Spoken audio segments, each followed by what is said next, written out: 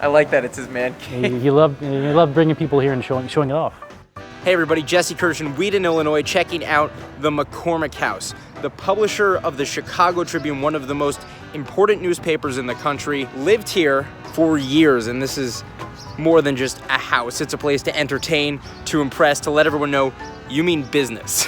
So you might know the story of the Chicago Tribune Tower, that some of the bricks toward the bottom are from historic landmarks. The Colonel did that in his own home. Check this out. We've got a piece of the Appomattox Courthouse where they ended the Civil War, and then just down the way, a piece of Abraham Lincoln's tomb. Now we're in the heart of the suburbs, but this was the middle of nowhere, the country back then. A guy that was already wealthy, very prominent, very powerful, gave up everything when he entered World War I and became an officer in the military. Pretty much self-taught. At the Battle of Cantigny is what inspired the name of this entire estate. He just lived here, laughed here, cried here probably. I mean, you know, all the things that we experience as people today, he experienced in this house. Just on a bigger scale. Much bigger scale, yes. But we've worked on trying to take down some of the ropes and barriers to get people really close to things, and I think that's what makes us unique. It's really crazy to have something like this tucked away back here.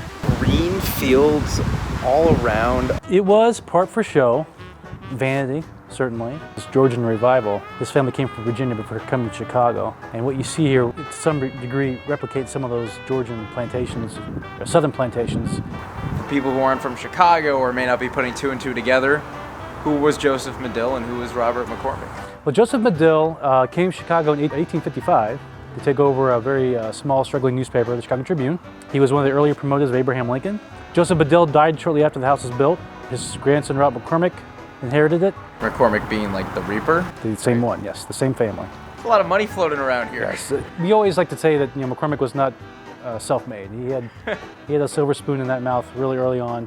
But even though he was born a very wealthy man, he really worked hard throughout his entire life. Very motivated, almost like a Renaissance man. And of course we know Mr. McCormick as being editor and publisher of the Chicago Tribune, like his grandfather. But Mr. McCormick also understood the value of multimedia. So you might know the story of the Chicago Tribune Tower, that some of the bricks toward the bottom are from historic landmarks. The Colonel did that in his own home. Check this out. We've got a piece of the Appomattox Courthouse where they ended the Civil War, and then just down the way, a piece of Abraham Lincoln's tomb. Worked on trying to take down some of the ropes and barriers to get people really close to things, and I think that's what makes us unique. All kinds of stuff to check out in there. There's a movie theater, an enormous library, a dining hall, not to mention 2 different floors filled with bedrooms. Lucky Lindy slept right there. Red Grange used to deliver ice to this house. Ice, food. Ice, food. That's what made him strong enough to play for the Bears. Apparently, it was Wheaton here in Cantigny with those big blocks of ice. If I spend a couple weeks here this summer lifting ice for you guys, Make it walk up and down the steps. In the draft next year. Good, yeah. Who knows? Who knows?